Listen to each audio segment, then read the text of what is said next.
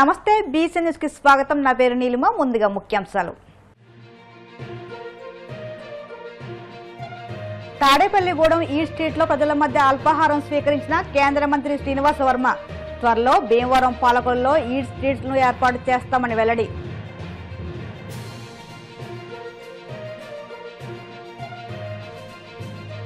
Pithapuram PGRS కార్యక్రమంలో అందిన అర్జీల సత్వర పరిష్కారానికి కృషి చేయాలి.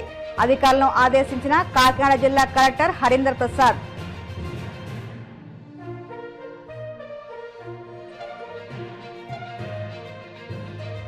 నెల్లూరు జిల్లా పులికల్లు గ్రామంలో పల్లె వీక్షణ కార్యక్రమం.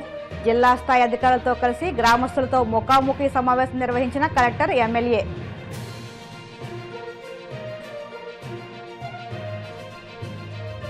జగన్ను విమర్శించడమే చంద్రబాబు, లోకేష్ ఏకైక పనిగా పెట్టుకున్నారన్న రాచమల్లు. లోకేష్ కడప జిల్లా పర్యటన వల్ల ఒరిగిందేమీ లేదని ఎద్దేవా.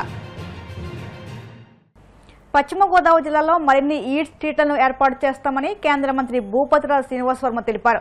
బీజేపీ ఆధ్వర్యంలో పోలవరం ప్రాజెక్టు సందర్శన యాత్ర అనంతరం తిరిగి భీమవరం వెళుతూ తాడేపల్లిగూడెంలో కొద్దిసేపు ఆగారు. పట్టణంలో ఈట్ స్ట్రీట్ల వద్ద రాత్రి సామాన్యులతో కలిసి అల్పాహారం తీసుకుని టీ తాగారు. స్థానికులు, వ్యాపారులతో ముచ్చటించారు. భీమవరం, పాలకొల్లు వంటి ప్రాంతాల్లో కూడా ఈ స్ట్రీట్స్ ఏర్పాటు చేస్తామని వెల్లడించారు. ఈ కార్యక్రమంలో Tadepalligudem MLA Bolset Srinivas, senior BJP నాయకులు ఈతకోట తాతాజీ, జిల్లా బీజేపీ ప్రధాన కార్యదర్శి కలిదండి వినోద్ వర్మ తదితర స్థానిక నాయకులు, కార్యకర్తలు పాల్గొన్నారు. భారతీయ జనతా పార్టీకి సంబంధించినటువంటి ప్రజాప్రతినిధుల యొక్క బృందం, శాసనసభ్యులు, పార్లమెంట్ సభ్యులు, కొంతమంది ముఖ్యమైనటువంటి కార్యకర్తలతో కలిసి పోలవరంలో జరుగుతున్నటువంటి ప్రాజెక్టు పనుల పరిశీలనకి వెళ్ళడం జరిగింది. చాలా చురుకుగా పోలవరం ప్రాజెక్టు పనులు కొనసాగుతూ ఉన్నాయి. అధికారులతో సమీక్షా సమావేశం నిర్వహించడం జరిగింది. ఎట్టి పరిస్థితుల్లోనూ కూడా మార్చి 27 నాటికి పనులు పూర్తవుతాయనేటువంటి విషయాన్ని వాళ్ళు చాలా స్పష్టంగా చెప్పడం జరిగింది. అంతేకాకుండా పోలవరం ప్రాజెక్టుకి సంబంధించి నిధులు మాకు బ్యాంక్ అకౌంట్లో నిల్వ ఉన్నాయి. పేమెంట్స్కి ఏ రకమైనటువంటి ఇబ్బంది లేదు. కేవలం 2 సంవత్సరాల కాలంలోనే 8,300 కోట్లు మాకు మంజూరు చేశారని ఏఎన్సీ గారు స్వయంగా సమీక్షా సమావేశంలో చెప్పారు. మనందరికీ తెలుసు, ఆంధ్రప్రదేశ్ యొక్క ప్రజల యొక్క సెంటిమెంటు, చిరకాల వాంఛ, యావత్ ఆంధ్ర రాష్ట్రానికి జీవనాడి అయినటువంటి పోలవరం ప్రాజెక్టు 2014లో రాష్ట్ర పునర్విభజన సమయంలో పునర్విభజన బిల్లులో పెట్టించినటువంటి భారతీయ జనతా పార్టీ రాష్ట్రంలో చంద్రబాబు నాయుడు గారు అధికారంలో ఉన్నటువంటి రోజులు 14 తర్వాత రాష్ట్రంలో చంద్రబాబు నాయుడు గారు, కేంద్రంలో నరేంద్ర మోడీ గారు ఎన్డీఏలో భాగంగా అధికారంలో రావడం జరిగింది. పెద్ద ఎత్తున పనులు ప్రారంభించడం జరిగింది. అయితే దురదృష్టవశాత్తు 19 నుంచి 24 వరకు ఉన్నటువంటి ప్రభుత్వం ఏదైతే ఉన్నదో వైసీపీ ప్రభుత్వం పనులు ముందుకు తీసుకెళ్లకుండా మందకొడిగా కొనసాగేటువంటి విషయం మనందరూ కూడా గ్రహించాలి. ఏదైతే రివర్స్ టెండరింగ్ పేరుతో పెద్ద ఎత్తున గందరగోళం, పెద్ద ఎత్తున అవినీతి, అదేవిధంగా ఏదైతే డయాఫ్రమ్ వాళ్ళు ఉన్నదో క్వాలిటీ లేకుండా నాణ్యత లేనటువంటి వాళ్ళు నిర్మించడం వల్ల దాన్ని మరొకసారి అదనంగా 1000 కోట్లు ఖర్చు పెట్టి నిర్మించవలసినటువంటి పరిస్థితి. 14 నుంచి 19 కాలంలో కేవలం 2% మాత్రం పనులు మాత్రమే పూర్తయ్యాయి. అయితే 24లో మళ్ళీ కేంద్రంలో నరేంద్ర మోడీ గారు ప్రధానిగా, రాష్ట్రంలో చంద్రబాబు నాయుడు గారు ముఖ్యమంత్రిగా, పవన్ కళ్యాణ్ గారు ఉప ముఖ్యమంత్రిగా బాధ్యతలు స్వీకరించాక పనులు మరింత వేగవంతం చేయడం జరిగింది. పెద్ద ఎత్తున నిధులు మంజూరు చేయడం జరిగింది. మీ అందరికీ తెలుసు, పోలవరం ప్రాజెక్టు జాతీయ ప్రాజెక్టుగా కేంద్రం ప్రకటించింది. జాతీయ ప్రాజెక్టు అంటే 90% కేంద్రం భరాయిస్తే 10% రాష్ట్రం భరాయించాలి.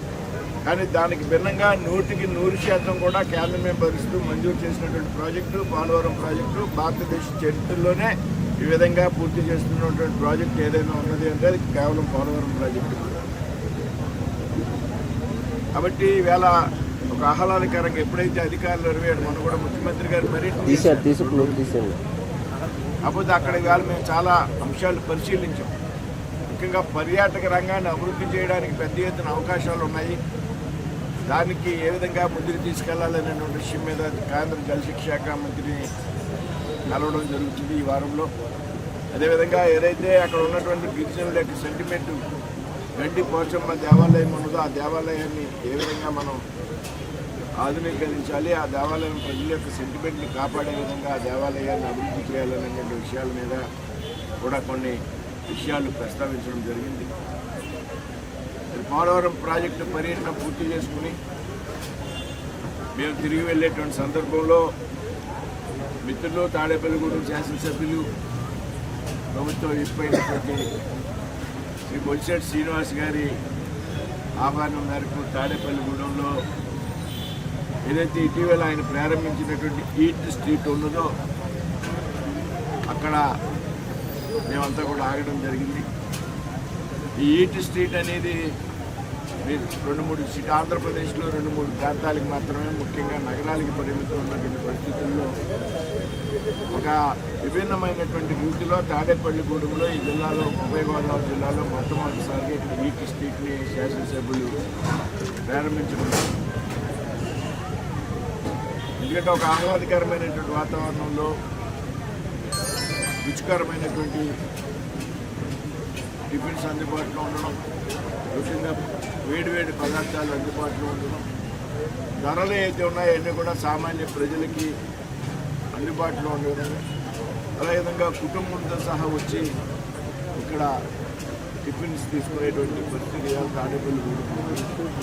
మరి ఈవేళ మేము ఇక్కడంతా కూడా వస్తూ తిరిగి వెళ్తూ కూడా శ్రీనివాస్ ఎమ్మెల్యే గారితో, ఇతర కూటమికి చెందినటువంటి నాయకులతో, తాతాజీ గారితో, సుభాష్ శ్రీని గారితో, ఇతర మిత్రులందరితో కలిపి టిఫిన్ చేయడం, ఈ మధ్యన కొత్తగా ప్రారంభించినటువంటి ఎవరైతే వ్యాపారస్తులు ఉన్నారో వారి యొక్క వ్యాపారం గురించి అడిగి తెలుసుకోవడం, వాళ్ళందరూ కూడా చాలా కంఫర్ట్గా ఈ స్ట్రీట్ ప్రారంభించాక వ్యాపారం చాలా పెరిగింది. పీజీఆర్ఎస్లో అందిన అర్జీల పట్ల వివిధ శాఖల అధికారులు సమన్వయంతో వ్యవహరించి సత్వర పరిష్కారానికి కృషి చేయాలని కాకినాడ జిల్లా కలెక్టర్ ఎంఎన్ హరేంద్ర ప్రసాద్ అధికారులు ఆదేశించారు. ఒక నెల ఒక గ్రామం 4 సందర్శనలు కార్యక్రమం వరుసగా 2వ శుక్రవారం పిఠాపురం ప్రాంత అభివృద్ధి ప్రాధికార సంస్థ కార్యాలయంలో జరిగింది. ఈ కార్యక్రమానికి జిల్లా collector Harendra Prasad, joint collector Apoorva Bharat, PADA PD N V Sivaram Prasad ఇతర అధికారులతో కలిసి పిఠాపురం నియోజకవర్గం నలుమూల నుంచి వచ్చిన ప్రజల నుంచి అర్జీలు, దరఖాస్తులను స్వీకరించారు.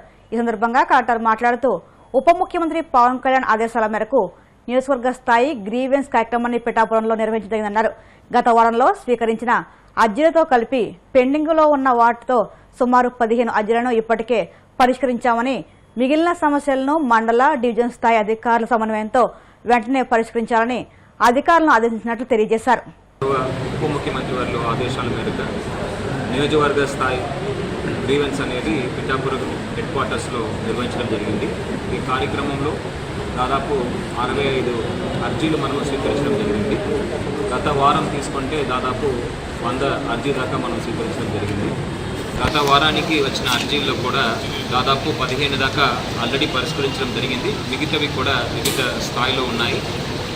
ఈ కాన్స్టిట్యుయెన్సీ స్థాయిలో వచ్చే గ్రీవెన్స్ అన్నింటినీ కూడా ఇక్కడ మండల్ మరియు డివిజన్ స్థాయి అధికారుల ఒక సమన్వయంతో వెంటనే పరిష్కరించడానికి ప్రయత్నం చేయడం జరుగుతుంది. ఇప్పుడు వచ్చిన గ్రీవెన్స్ యొక్క వివరాలు చూస్తే majority of the grievances survey సంబంధించి ఎక్స్టెంట్ వేరియేషన్ మీద రావడం జరిగింది. సెకండ్లీ అర్బన్ ప్రాంతంలో ఉన్న డ్రైనేజ్ ఇష్యూస్ మరియు రోడ్ అవసరాల గురించి కూడా ఈ అర్జీలు రావడం జరిగింది. ఈ అర్జీలు అన్నీ కూడా క్షుణ్ణంగా పరిశీలిస్తూ వాటికి కావాల్సిన డబ్బు అంతా కూడా వివిధ స్కీమ్ ద్వారా సమకూర్చడం జరుగుతుంది.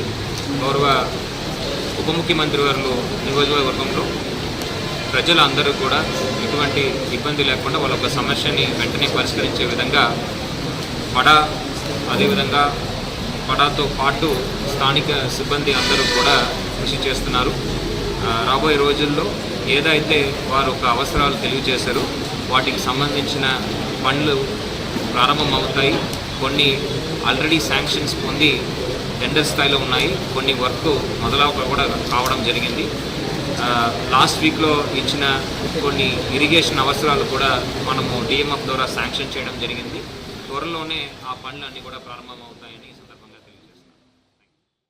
నెల్లూరు జిల్లాలో వినూత్నంగా నిర్వహిస్తున్న పల్లెవీక్షణ కార్యక్రమంలో ప్రజలు అందజేస్తున్న అర్జీలను 30 రోజుల్లో పరిష్కరించేలా ప్రత్యేక చర్యలు చేపట్టామని జిల్లా కలెక్టర్ హిమాంశు శుక్లా తెలియజేశారు. పొదలకూరు మండలం పులికల్లు గ్రామంలో సర్వేపల్లి ఎమ్మెల్యే సోమిరెడ్డి చంద్రమోహన్ రెడ్డితో కలిసి కలెక్టర్ పల్లెవీక్షణ కార్యక్రమం నిర్వహించారు. గ్రామంలో విస్తృతంగా పర్యటించిన కలెక్టర్ పులికల్లు గ్రామ సమీపంలో చేపడుతున్న వీబీజీ రామ్జీ ఉపాధి హామీ పనులను పరిశీలించి పనుల నాణ్యతపై అధికారులకు సూచనలు చేశారు. అనంతరం అంగన్వాడీ కేంద్రాన్ని సందర్శించి చిన్నారులతో మమేకమై వారి అభ్యసన సామర్థ్యాలను తెలుసుకున్నారు. తాగునీటి నాణ్యతను పరిశీలించి గ్రామంలో మినీ గోకులాన్ని ప్రారంభించారు. అనంతరం జిల్లా స్థాయి అధికారులతో కలిసి గ్రామస్తులతో ముఖాముఖి సమావేశం నిర్వహించిన కలెక్టర్ ఎమ్మెల్యే ప్రజల నుంచి పలు అర్జీలు స్వీకరించారు. కార్యక్రమం పెట్టడం జరిగింది. పొద్దున్న 7:30 నుంచి అందరూ ఆఫీసర్స్ ఈ గ్రామంకి రావడం జరిగింది. ముందుగా ఇక్కడ వచ్చిన హార్టికల్చర్ ఫీల్డ్ కి వెళ్ళడం జరిగింది. అక్కడే సార్ ఉన్న కాలంలోనే మైక్రో ఇరిగేషన్ ప్రోగ్రామ్, ఒక సెంటర్ ఇరిగేషన్ శాంక్షన్ చేయడం జరిగింది. దీనివల్ల ఈ ప్రాంతంలో ఎసిడ్ లైన్ ఇంతకు ముందు గూడూరు ప్రాంతంలో ఎక్కువ ఉంటే ఇప్పుడు ఆ పొదలకూరు ఏరియాలో కూడా ఎసిడ్ లైన్ వస్తున్నాయి. ఇది చాలా శుభ సంకేతం. దీంతో పాటు గౌరవనీయులు సీఎం గారి ద్వారా లాంచ్ చేసిన జల్ధార జల్ హారతి ప్రోగ్రామ్ ని చూడడం జరిగింది. మీ అందరికీ తెలిసిన విషయం అంటే నవంబర్ టైంలో ఈ ప్రాంతంలో వర్షం పడుతుంది, కానీ దీనికి తయారీ మనం ఈ రోజు నుంచి చేయాలి. జల్ హారతి ప్రోగ్రామ్ వల్ల మన వాటర్ టేబుల్స్ పెరుగుతాయి. తర్వాత ఫీల్డ్స్ కి కూడా లాస్ట్ మైల్ వరకు నీళ్ళు వచ్చే అవకాశం ఉంటుంది. ఆ తర్వాత అంగన్వాడీ సెంటర్ కి వెళ్ళడం జరిగింది. ఈ గత 1 or 2 years లో అంగన్వాడీలో ఎక్కువ శ్రద్ధ పెట్టేసి కొత్త కొత్త కిట్స్ ఇవ్వడం జరుగుతున్నాయి. అక్కడ పిల్లలతో మాట్లాడితే కూడా వాళ్ళు జస్ట్ పాఠాలు కాకుండా అసలుగా స్కిల్స్ నేర్చుకుంటున్నారు. దీని తర్వాత ఓహెచ్ఎస్ఆర్ ట్యాంక్ కి వెళ్ళడం జరిగింది. ఓహెచ్ఎస్ ట్యాంక్ దగ్గర మన chloride testing, chlorine testing and turbidity testing, ఈ 3 టెస్ట్ చేసి ఇక్కడ ఉన్న వాటర్ లో ప్రాబ్లం లేదు, అన్ని పర్మిసిబుల్ లిమిట్స్ లో ఉన్నాయి కూడా టెస్ట్ ద్వారా ఫైనలైజ్ చేయడం జరిగింది. ఆ తర్వాత ఈ గ్రామం కాదు, చాలా గ్రామంలో మా దగ్గర ఈ క్యాటల్ టబ్స్, గోకులాలు కానీ ఎవరెవరు ఎక్కడెక్కడ ఏ విధంగా తండాలు పడుతున్నారు, గేదెల పెంపకం కానీ ఇవన్నీ చూసాం. వాట్ ఎవర్ ఇవి ఆ చెత్త నుంచి తయారు చేయటం, అది ఎప్పుడు నేను మినిస్టర్గా ఉన్నప్పుడు 2018లో జానకి కలెక్టర్ గారు ఉన్నప్పుడు శాంక్షన్ చేసింది. మధ్యలో 5 years రెస్ట్ ఇచ్చినారు, అది మూతపడిపోయే పరిస్థితులు చేసినారు. ఈరోజు మనకేంటంటే మళ్ళీ ఒక మంచి కలెక్టర్ వచ్చాడు. తమాషా ఏంటంటే మీకు కలెక్టర్ గారు మిసెస్ కూడా కలెక్టర్, ఇద్దరు 1st, 2nd ర్యాంకుల్లో పోటీ పడుతున్నారు. ముఖ్యమంత్రి గారి సమీక్షల్లో మనకి 1st ర్యాంక్లో ఉండే కలెక్టర్ గారు మనకి రావటం నిజంగా సంతోషం.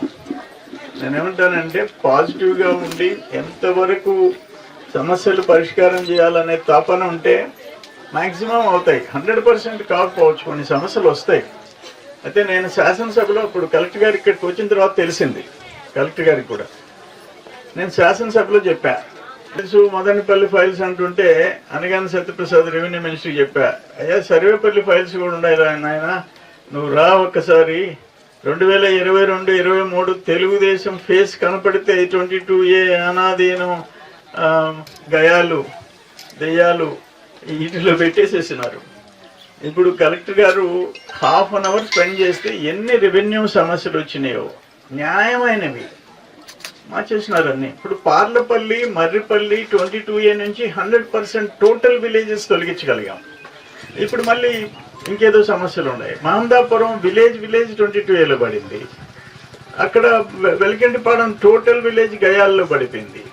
అంటే ఇంక వాళ్ళు కనీసం కోఆపరేటివ్ లోన్ తీసుకునేదానికి లేదు, అమ్ముకునేదానికి లేదు, అన్నదాత సుఖీభవ బెనిఫిట్ పొందేదానికి లేదు, సంవత్సరాల తరబడి.